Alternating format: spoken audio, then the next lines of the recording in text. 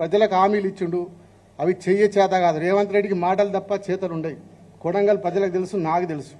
10 ఏళ్ల నుంచి చూస్తున్నాం. ఒట్టి మాటలే, చేతలు ఉండవు. మళ్ళా ఆ చేతలలో అన్ని మాటలు ఇచ్చి చేతలు చెప్పిండు కాబట్టి, ప్రజలను మోసం చేసిండు కాబట్టి, ప్రజలను డైవర్ట్ చేయడానికినే ఒక్కొక్క కేసు పెడతా ఉంటాడు. ఈరోజు చూసినారు. నాకు ఇప్పుడే బెయిల్ వస్తుంది.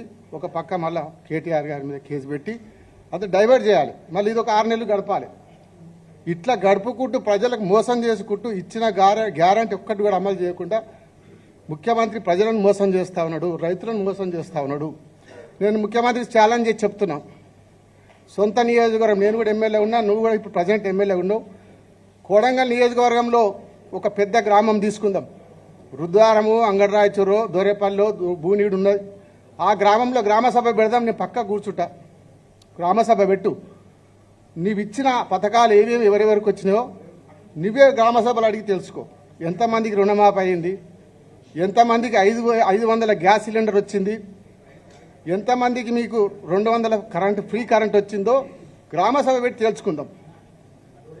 అప్పుడు నువ్వు 100% కాదు, 50% గిట్ట నీ హామీలు అమలైతే బ్రహ్మాండంగా విజయోత్సవాలు చేసుకో. మేము కూడా మీ విజయోత్సవాల్లో పాల్గొంటాం. 50% అమలైతే. ఛాలెంజ్ చేస్తున్నా రేవంత్ రెడ్డి. దీన్ని ఛాలెంజ్ సవాల్ తీసుకో. కొడంగల్ గ్రామసభ పెట్టి ఎప్పుడు పెడతావో చెప్పు, నేను వస్తా. ఏ గ్రామంలో పెడతావు? మీ సొంత కాన్స్టిట్యూన్సీలో పెడదాం.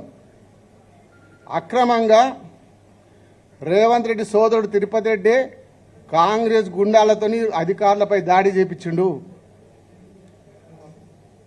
దాడి చేపించి రైతులు భూములు ఇస్తలేదని చెప్పి కక్షగట్టి దాడి చేపించి అదే రోజు రాత్రి 1 గంట కరెంటు బంద్ చేసి, నెట్ బంద్ చేసి, గ్రామంలో పోలీసులు, రిజర్వ్ పోలీసు పంపి ఇప్పించినారు అక్కడికి వెళ్ళి.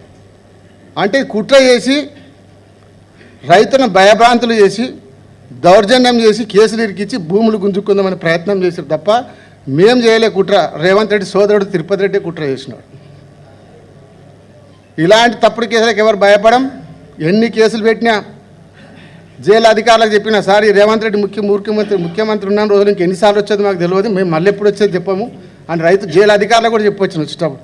కాబట్టి ఎన్ని కేసులు పెట్టినా భయపడం. కొడంగల్ నుంచే రేవంత్ రెడ్డి పతనం స్టార్ట్ చేస్తా. కాబట్టి కేసులకు ముందు తప్పుడు కేసులు బాన్ చేసి ప్రజల మీద దృష్టి పెట్టండి. ప్రజలకు ఇచ్చిన హామీల మీద దృష్టి పెట్టండి. 6 గ్యారెంటీలు అమలు చేసి చూపియండి. నీ ముఖ్యమంత్రి చేతనైతే నీకు ఆ పని చేయండి. కానీ ప్రతిపక్ష నాయకుల మీద కేసులు పెట్టడం, కార్యకర్తల మీద కేసులు పెట్టడం, సోషల్ మీడియా మీద కేసు పెట్టడం, ఇదే పని తప్ప వేరే పని లేదు మీకు. ఇప్పటికైనా బుద్ధి తెచ్చుకొని ప్రజల పాలన మీద దృష్టి పెట్టాలని తెలియజేసుకుంటున్నాను.